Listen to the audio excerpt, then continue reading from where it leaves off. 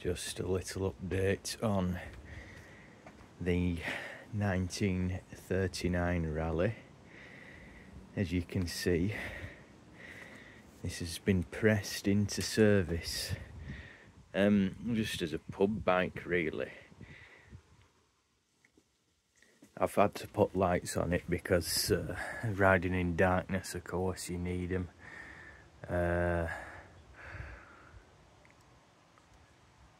Not a lot to say really, other than I've been quite impressed with how well it goes. Don't let the appearance fool you, because it is a flyer. It goes very well indeed. So yeah, it's just on ordinary general dossing about duties.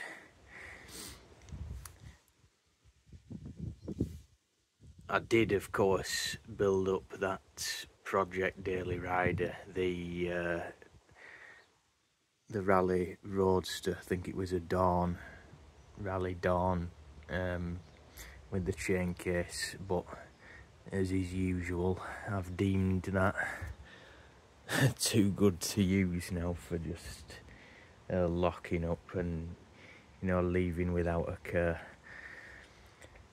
So I've been using this, and when I get round to repainting this, because this is the paint really has gone to seed in a big way. It's been flaking off there. I think it was some sort of bonded finish they used. Anyway, I can forgive it, of course, for being so poor at the age it is. That's fine, but I will be taking all this back, rubbing it all down with emery and treating the rust before priming and top coating. That's the plan. Mud guards, I'm preparing a set of mud guards for it, because riding without them is no good.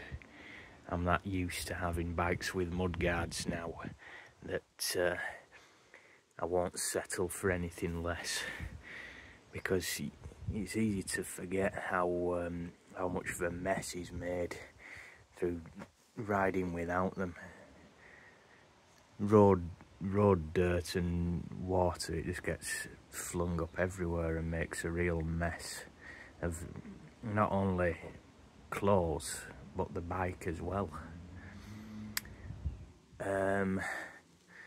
The AM hub, yes, the old medium ratio hub. Very nice to use that, actually. Very nice indeed. Good ratios. Certainly for being on level ground anyway. I've not really tackled any hills with it really, apart from gentle inclines. And yeah, it's quite fine. I've got the correct calipers for it, and I've got a better pair of brake levers as well. It's funny because I cycled down along the canal yesterday, and I've just put this on. I've got that working again. Just needed to clean the contacts. Not used it for ages, years in fact, but the batteries are still good. And there was an oncoming cyclist, two of them, and one of them remarked as they went past, "Did you see that?" to the other one, "Did you see that traditional light?" So that was quite nice. I'm so used to them that I forget that these are now a rarity. You never see them now really, but it is actually, as far as those battery lamps go, it gives a good riding beam, a very good riding beam. And I solved the problem that these suffer from. They have a brittle plastic catch underneath to secure the two parts together. Well, they often just go brittle and end up breaking. Well, that's how I solved it. I put a piece of metal in it.